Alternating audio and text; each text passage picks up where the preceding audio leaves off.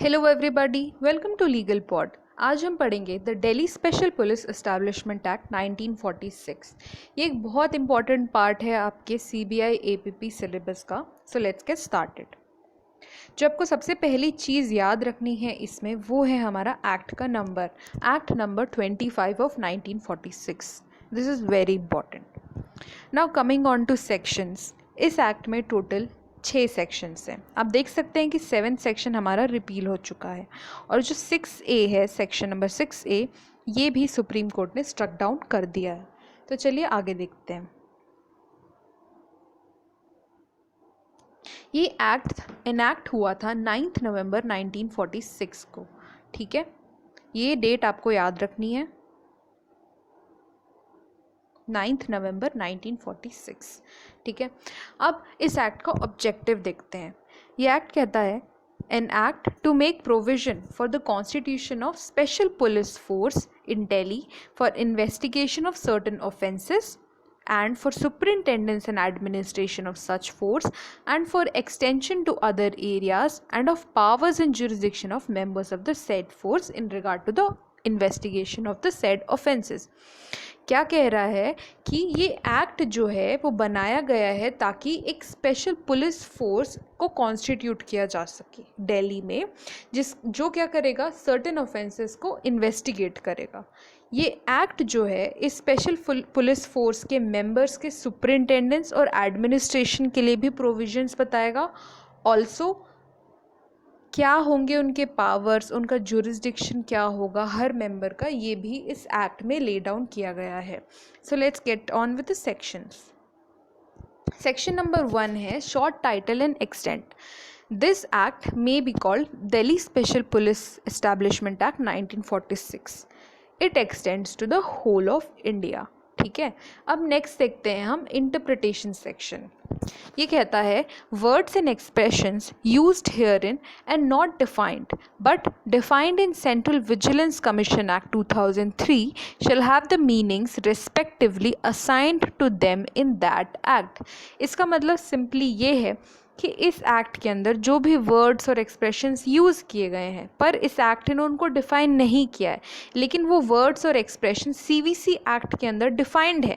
इसका मतलब दोनों के सेम मतलब होंगे। जो उस एक्ट में उन वर्ड्स का मतलब है वही इस एक्ट पे भी अप्लाई होगा। राइट, नेक्स्ट देखते हैं क्या कहता है सेक्शन 2, जो कि बहुत इंपॉर्टेंट है इस एक्ट के अंदर।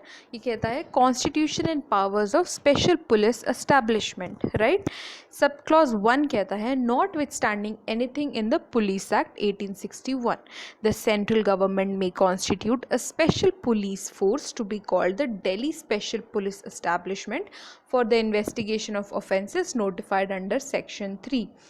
कि क्या कह रहे हैं कि सेंट्रल गवर्नमेंट है वो कॉन्स्टिट्यूट करेंगे स्पेशल पुलिस फोर्स को, जिसको हम दिल्ली स्पेशल पुलिस एस्टैब्लिशमेंट बोलेंगे, और वो क्या करेंगे, इन्वेस्टिगेट करेंगे ऑफेंसेस को जो कि सेक्शन 3 के अंदर सेंट्रल गवर्नमेंट नोटिफाई करेगा। ठीक है, sub clause 3 members of the said police establishment shall have, in relation to the investigation of such offences and arrest of persons concerned in such offences, all the powers, duties, privileges and liabilities which the police officers have in connection with the investigation of the offences committed therein। इसका मतलब क्या हो रहा है, basically powers बता रहा है कि जो ये हमारी पुलिस एस्टैब्लिशमेंट है इसके जो मेंबर्स रहेंगे, पहले तो उनके पास पहले ही बता दिया कि इन्वेस्टिगेशन के पावर्स हैं, प्लस उनके पास अरेस्ट का भी पावर है। इसके अलावा जो भी पुलिस ऑफिसर्स के पास पावर्स, ड्यूटीज़, प्रिविलेजेस होते हैं एक स्टेट के पुलिस ऑफिसर के पास, वही होंगे इस पुलिस एस्टैब्लिशमेंट के मेंबर्स के पास भी। ठीक है, नेक्स्ट बोलता है any members of the said police establishment of or above the rank of sub inspector. ये चीज़ याद रखनी है आपको, term sub inspector. Subject to any orders which the central government may make in this behalf, exercise any of the powers of the officer in charge of a police station। ये भी चीज़ याद रखनी है। In the area in which he is for the time being, and when so exercising such powers shall, subject to any such orders as aforesaid, be deemed to be an officer in charge of a police station discharging functions of such an officer within the limits of his station. इसका मतलब क्या है? इसका मतलब ये कह रहे हैं कि ये जो हमारी दिल्ली स्पेशल पुलिस इस्टेब्लिशमेंट है, इसका अगर कोई मेंबर है और उनका रैंक या तो सब इंस्पेक्टर है या सब इंस्पेक्टर के अबव है, तो उनके पास पावर्स रहेंगी एक पुलिस स्टेशन के ऑफिसर इन चार्ज की. ठीक है, सेम पावर रहेंगी उनके पास. ऑल राइट, नेक्स्ट सेक्शन देखते हैं. कहते हैं section 3, offences to be investigated by special police establishment. The central government may, by notification in the official gazette, specify the offences or classes of offences which are to be investigated by the Delhi Special Police Establishment. Simple सी बात क्या बोल दिया यहाँ पर कि जो offences है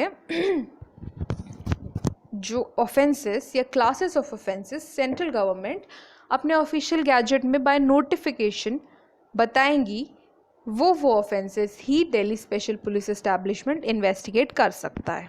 नेक्स्ट सेक्शन नंबर 4, ये बात करता है superintendence and administration of the special police establishment. The superintendence of the Delhi special police establishment in so far as it relates to the investigation of offences alleged to have been committed under the Prevention of Corruption Act shall vest in the commission. और second point बोलता है the superintendence of the said police establishment in all other matters shall vest in the central government. तो यहाँ पे basically दो चीज़ें बोली गई. ठीक है, यहाँ पे आप डिवाइड कर सकते हैं इनके सुपरिंटेंडेंस को दो पार्ट में. पहला पार्ट मान लीजिए, पहला पार्ट है ऐसे ऑफेंसेस जो कि हमारे प्रिवेंशन ऑफ करप्शन एक्ट के अंदर आते हैं, और दूसरा पार्ट है ऐसे ऑफेंसेस अदर देन जो कि इस एक्ट के अंदर आते हैं. ठीक है, तो ये हमने दो चीज़ें कैटेगराइज कर दी. अब कहता है कि जो ऑफेंसेस हमारे प्रिवेंशन ऑफ करप्शन एक्ट हैं, तो ऐसे ऑफेंसेस के लिए जो हमारा सुपरिंटेंडेंस रहेगा वो कमीशन के अंदर रहेगा, कमीशन के अंडर रहेगा. कमीशन क्या है? यहाँ पे हमारा कमीशन है CVC, सेंट्रल विजिलेंस कमीशन को यहाँ पे कमीशन बोल रहे हैं अपन. ठीक है, और दूसरा पार्ट यहाँ पे ये बोल रहा है कि बाकी सारे ऑफेंसेस के लिए किसके पास है सुपरिंटेंडेंस? सेंट्रल गवर्नमेंट के पास है. ठीक है, तो एक है CVC के पास और दूसरा है हमारा सेंट्रल गवर्नमेंट के पास. ये चीज़ याद रखनी है आपको. नेक्स्ट कहता The administration of the said police establishment shall vest in an officer appointed in this behalf by the central government, hereinafter referred to as director, who shall exercise in respect of that police establishment such of the powers exercisable by an inspector general of a police in respect of the police force in a state as the central government may specify in this behalf. इसका मतलब क्या हो रहा है कि हमारे जो central government है वो CBI के एक डायरेक्टर को अपॉइंट करेगी. ठीक है, डायरेक्टर को अपॉइंट करेगी CBI को एडमिनिस्टर करने के लिए. और अब इस डायरेक्टर के पास क्या पावर रहेगा? इनके पास एग्जैक्ट वही पावर्स रहेगा जो कि पुलिस के इंस्पेक्टर जनरल के पास होती है. ठीक है, नेक्स्ट सेक्शन 4. ठीक है, अब हमने देखा कि पिछले सेक्शन में कि सेंट्रल गवर्नमेंट अपॉइंट कर रहे हैं डायरेक्टर को, लेकिन वो कैसे अपॉइंट कर रहे हैं? एक कमेटी एस्टैब्लिश होती है जो कि रेकमेंड करती है सेंट्रल गवर्नमेंट को कि आप इन पर्सन को अपॉइंट कर सकते हैं एज अ डायरेक्टर. ठीक है, और ये दिया गया है सेक्शन 4A में. ठीक,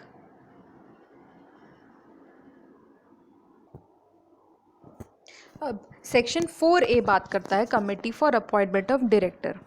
The central government shall appoint the director on the recommendation of the committee consisting of, इसमें 3 लोग हैं. कौन कौन? सबसे पहले हैं हमारे प्राइम मिनिस्टर जो कि हमारे चेयरपर्सन है. सेकंड बोलते हैं द लीडर ऑफ ऑपोजिशन. ठीक है, और जहाँ पर there is no such leader of opposition, ठीक है, then the leader of the single largest opposition party in that house, वो क्या होंगे? हमारे मेंबर.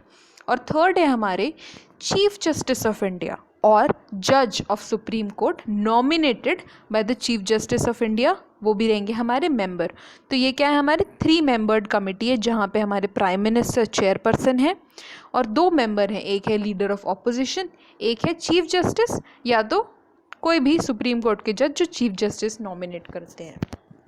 ठीक है, अब कहते हैं सब क्लॉज 2 में, no appointment of a director shall be invalid merely by the reason of any vacancy or absence of a member in the committee. Simple सी बात है कि इन्होंने एक रिकमेंडेशन दिया, सेंट्रल गवर्नमेंट ने रिकमेंडेशन को बना दिया डायरेक्टर। अब अगर कमिटी में जब रेकमेंड कर रहे थे तब कोई वेकेंसी थी या कोई एब्सेंट था इन तीनों मेंबर्स में से, तो जस्ट बिकॉज ऐसा है तो ये अपॉइंटमेंट इनवैलिड नहीं हो जाएगा इस कारण से। ठीक है, नेक्स्ट है the committee shall recommend a panel of officer. अब जैसा मैंने बोला था कि कमिटी क्या करेगी, रेकमेंडेशन देगी कि आप किसको कर सकते हो, लेकिन कमिटी सिर्फ एक पर्सन को रेकमेंड नहीं करती, वो एक पैनल ऑफ ऑफिसर्स को रेकमेंड करती है। एक पैनल मतलब उसमें कितने भी लोग हो सकते हैं।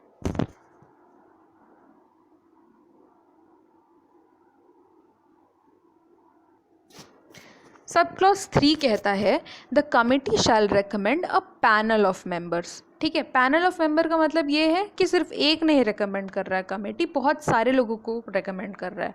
और कैसे रेकमेंड कर रहा है, फर्स्ट है on the basis of seniority, integrity and experience in the investigation of anti corruption cases and chosen from amongst the officer belonging to IPS, Indian Police Service, constituted under the All India Service Act for being considered for appointment as a director। तो director के लिए एक panel of officers को committee recommend करेगी 2 basis पे। सबसे पहली बात यह है कि देखा जाएगा उनमें क्या सीनियरिटी, उनकी इंटेग्रिटी, उनका एक्सपीरियंस क्या है इन्वेस्टिगेटिव केसेस में, प्लस उनको कहाँ से चूज़ करना है, हमारे इंडियन पुलिस सर्विस के ऑफिसर्स में से। ठीक है, नेक्स्ट देखते हैं सेक्शन 4B बात करता है terms and conditions of service of director. हमने डायरेक्टर का अपॉइंटमेंट तो देख लिया, अब उसके टर्म्स ऑफ सर्विसेज देखते हैं, कंडीशन ऑफ सर्विसेज देखते हैं। First clause, the director shall continue to hold office for a period not less than 2 years from the date on which he assumes office। इसका मतलब क्या है कि डायरेक्टर जब भी ऑफिस को अज्यूम करते हैं तो वो मिनिमम 2 साल के लिए उस ऑफिस को होल्ड करेंगे ही करेंगे। ये मैक्सिमम की बात नहीं हो रही है, ये मिनिमम की बात हो रही है। मैक्सिमम नहीं बता रहा है कि कितने टाइम तक होल्ड कर सकते हैं, लेकिन मिनिमम बता रहा है कि अगर आपने एक बार होल्ड कर लिया तो आप 2 साल तक आपको कोई नहीं निकाल सकता।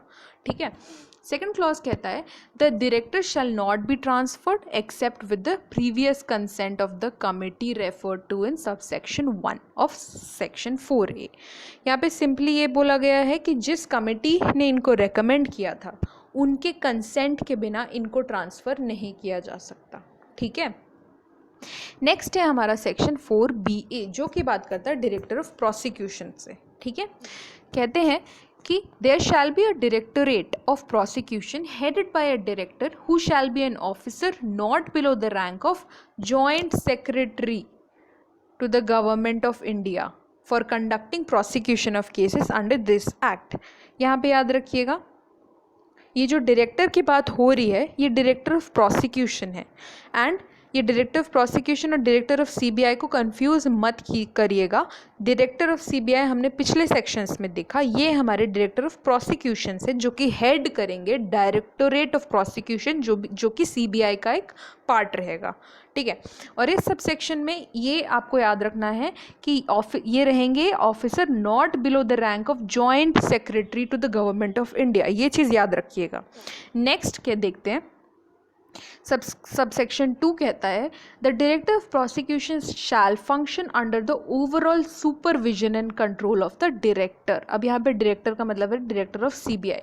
ये बेसिकली कह रहा है कि डायरेक्टर ऑफ सीबीआई हेड करेंगे डायरेक्टर ऑफ प्रोसिक्यूशन को। ठीक है, नेक्स्ट है the central government shall appoint the director of prosecution on recommendation of CVC central vigilance commission. पहले हमने देखा जो हमारे सीबीआई के डायरेक्टर हैं उनके लिए एक अलग कमेटी बनाई थी 3 मेंबर की। हाउएवर डायरेक्टर ऑफ प्रोसिक्यूशन को रेकमेंड कौन करेगा? Central vigilance commission and central government फिर उनके रिकमेंडेशन के बेसिस पे अपॉइंट करेगी। 4th क्लॉज कहता है the director of prosecution shall continue to hold office for a period of not less than 2 years from the date on which he assumes office. Again same चीज़ बोली गई थी director के लिए भी। क्या कह रहे हैं कि वो होल्ड करेंगे office for not less than 2 years from the date on which he assumes office. ठीक है, नेक्स्ट देखते हैं क्या बोलता है section 4C appointment for post of superintendent of police and above, extension and curtailment of their tenure etcetera. तो यहाँ बात की गई है superintendent of police etcetera posts की। The central government shall appoint officers to the post of the level of superintendent of police and above except director, and also recommend the extension or curtailment of tenure of such officers in Delhi special police establishment on the recommendation of a committee। ठीक है, क्या बोला इसमें कि central government क्या है हमारे CBI के लिए कुछ ऑफिसर्स को अपॉइंट करेगी। ठीक है, और उन ऑफिसर्स का पोस्ट का लेवल क्या रहेगा? Superintendent of police and above. ठीक है, और जब ये इनको अपॉइंट करेगी सेंट्रल गवर्नमेंट तो उनके पास ऐसे ऑफिसर्स के टेन्योर को एक्सटेंड करने का या कर्टेल करने का भी पावर रहेगा। ठीक है, अब दूसरी बात इसमें ये बोलता है कि सेंट्रल गवर्नमेंट एक कमेटी के रिकमेंडेशन पे करेगी ये सब। ठीक है, और उस कमेटी के अंदर 4 लोग रहेंगे। कौन कौन रहेगा? सबसे पहले हमारे सीवीसी सेंट्रल विजिलेंस कमिश्नर जो कि हमारे चेयरपर्सन होंगे कमेटी के। सेकंड हमारे विजिलेंस कमिश्नर्स होंगे जो कि मेंबर होंगे। थर्ड होंगे हमारे secretary to the government of India in charge of ministry of home, ये मेंबर होंगे हमारे। फोर्थ है हमारे secretary to the government of India in charge of the department of personnel, ये भी हमारे मेंबर होंगे। तो ये 4 मेंबर कमेटी बनाई जाएगी जो कि बाकी ऑफिसर्स के अपॉइंटमेंट को रेकमेंड करेगी। ठीक है, अब कहते हैं provided that the committee shall consult the director before submitting its recommendation to the central government. Simple सी बात बोलिए कि कमिटी ने जो रिकमेंडेशंस डिसाइड किया वो पहले आप डायरेक्टर से रन बाय करोगे, उसके बाद ही आप सेंट्रल गवर्नमेंट को रेकमेंड करोगे, सबमिट करोगे। सेकेंड बोलता है on receipt of recommendation under subsection 1 the central government shall pass such orders as it thinks fit to give effect to the said recommendation. अब कमेटी ने जो रेकमेंड कर दिया उसके बाद सेंट्रल गवर्नमेंट के पास पावर है कि वो कोई भी ऑर्डर पास कर सकती है। ठीक है, अब देखते हैं नेक्स्ट सेक्शन।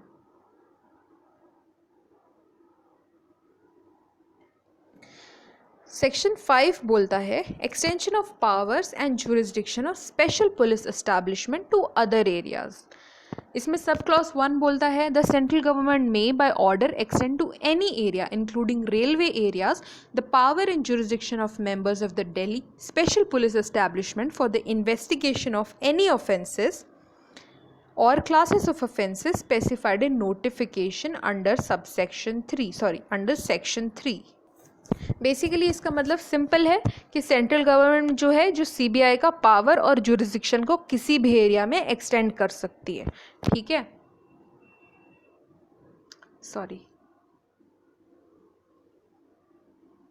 सबसेक्शन 1 हो गया। अब सबसेक्शन 2 कहता when by an order under subsection 1 the powers and jurisdiction of the members of said police establishment are extended to any such area, a member thereof may, subject to any orders of the central government, may make in this behalf discharge the functions of a police officer in that area.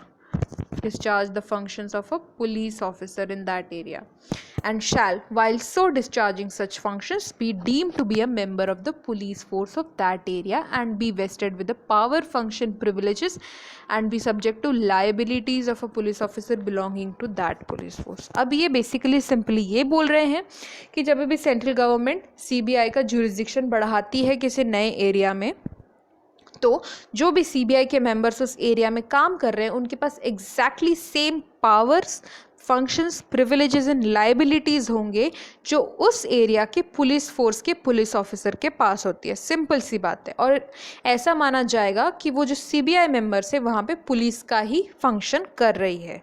ठीक।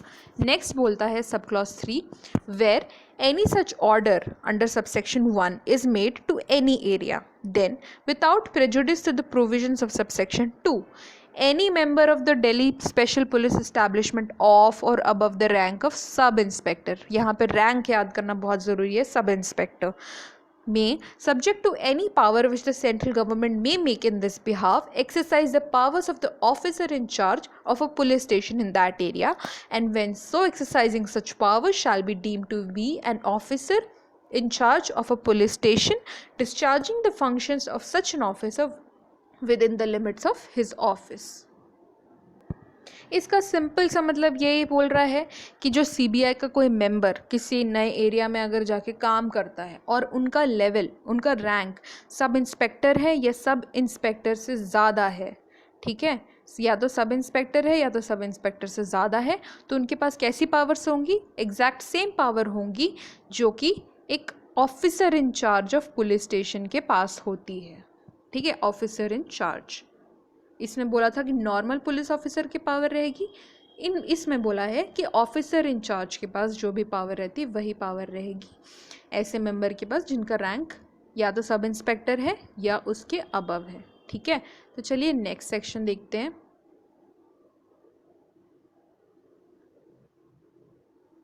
ठीक है, ये हमारा last section है इस act का। Consent of state government to exercise of powers in jurisdiction. Nothing contained in section 5 shall be deemed to enable any member of the Delhi Special Police Establishment to exercise powers in jurisdiction in any area without the consent of the government of that state. Simple सी बात बोली है कि state government का consent बहुत important है before ये CBI अपना खुद का पावर और जुरिस्डिक्शन एक्सरसाइज करती है। सिंपल सी बात यहाँ पे ये बोली गई है कि जिस एरिया में भी हमारी CBI अपना पावर और जुरिस्डिक्शन को एक्सरसाइज करना चाहती है वहाँ पे उनको कंसेंट लेना पड़ेगा गवर्नमेंट ऑफ द स्टेट का। ठीक है, अब यहाँ पे नेक्स्ट चीज़ आती है जो कि इम्पॉर्टेंट है, हमारा सेक्शन 6A। ठीक है, जो हमारा सेक्शन 6A है वो बोलता है कि ये जो दिल्ली स्पेशल पुलिस एस्टैब्लिशमेंट हमारी CBI है उसको कोई भी इंक्वायरी या इन्वेस्टिगेशन करने से पहले, ठीक है, क्या करना पड़ेगा? सेंट्रल गवर्नमेंट का अप्रूवल लेना पड़ेगा। ठीक है, तो इस सेक्शन को सुप्रीम कोर्ट ने स्ट्रक डाउन कर दिया। किस केस के under? Doctor Subramanian Swamy versus director central bureau of investigation and another. कब? 6 मई 2014 को। तो आपको ये केस लॉ याद रखना है और ये सेक्शन क्या बात करता है ये भी आपको पता होना चाहिए। ठीक है, तो ये है, this is the end of the video. आज की क्लास बस इतनी ही है। Thank you so much for watching. अगर आपको पसंद आया तो प्लीज़ लाइक एंड सब्सक्राइब करिए एंड आपको नेक्स्ट वीडियो में हम डिस्कस करेंगे इस एक्ट के under certain important MCQs and case laws. Thank you so much.